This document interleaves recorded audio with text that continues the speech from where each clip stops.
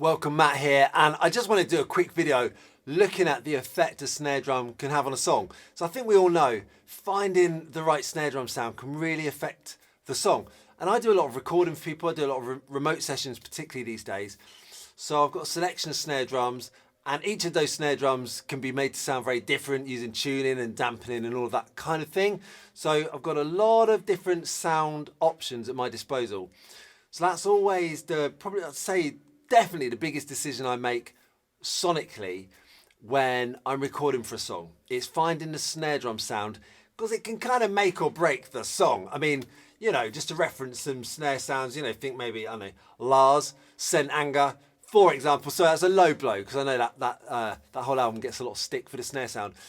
But you know, that it can make such a huge difference to the song. It can kind of gel everything and give it the power and the vibe and the sound it needs, or it can kind of ruin the song. So a lot of pressure on us drummers to find that snare sound.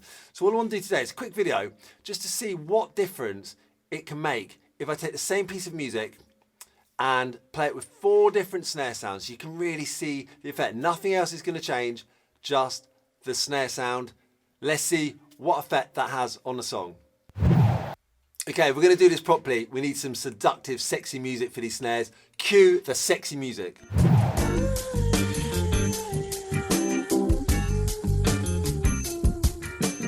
All right, so first up is this big, deep red Saluda snare drum. This was back in the days before I had kids, where I could afford to just throw a load of money getting a custom red and gold snare drum from a company that I didn't really know anything about in Mexico, I think it was, it got delivered from.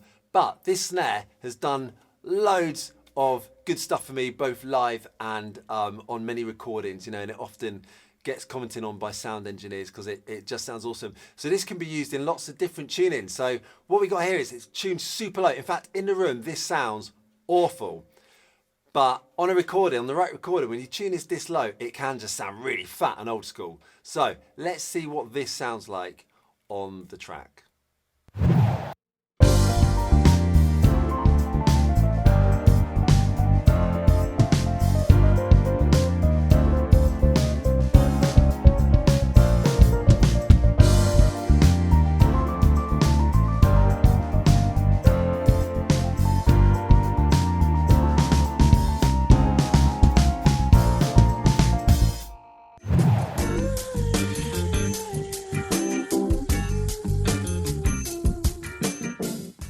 All right, the next snare drum is the Ludwig Supraphonic classic snare drum. This particular one's from, I think it's 69, or it might be 67. It's definitely late 60s. I forget. Sorry to any snare drum geeks, or like enthusiasts, I should say, that want to know. But it's late 60s. It's the Supraphonic. So this is much shallower than the last drum. It's like 5.5. I think it's 5 inches. You know, it's a standard 14-inch snare, metal steel snare, and it's tuned kind of medium tension. And this has got a different drum head to the last one. This is a power stroke drum head as well. So this test is going to be using some different snare heads. Should have mentioned that. So it's different drums, which different diameters, different depths, different snare heads, different tuning. So you can see there's lots of variables here. Let's see what it sounds like.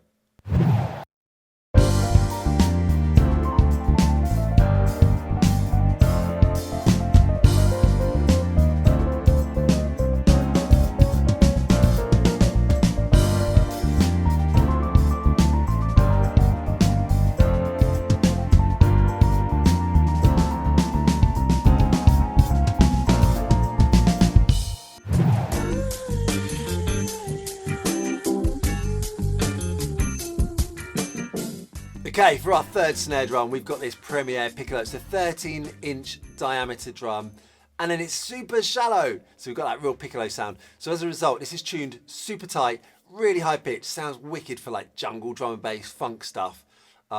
So maybe for this track, maybe not for this track. It's up to you to find out. By the way, this is a wooden snare as well. So the first one, did I mention it? The Saluda was wooden. Second one was a metal snare shell. And this is wood as well. Let's check out the piccolo.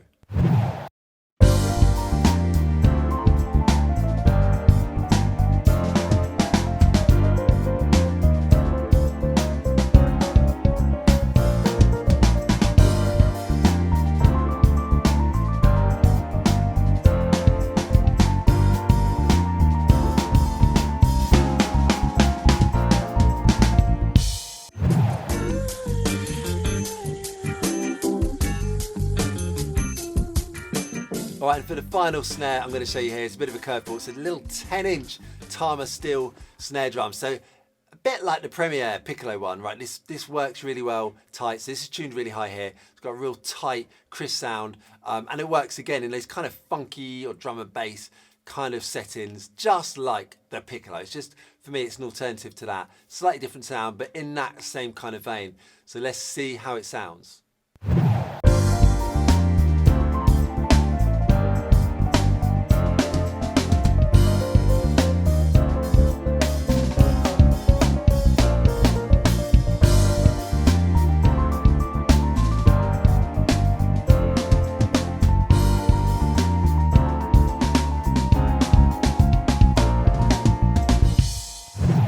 Well guys, I hope you enjoyed this. It's not a scientific experiment. It's just a bit of an example where you can hear 4 different snares, you know, different drum heads, different tunings, as I say, different shell materials, different shell depths, different diameters, lots of variation. And that's just from 4 snares. Let me know, drop in the comments which was your favorite for this particular track.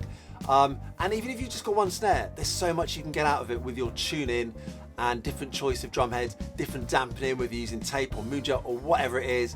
There's so many products out there for you today. So experiment. If you're not already doing it, experiment, because it can really affect the sound of a song. Have fun.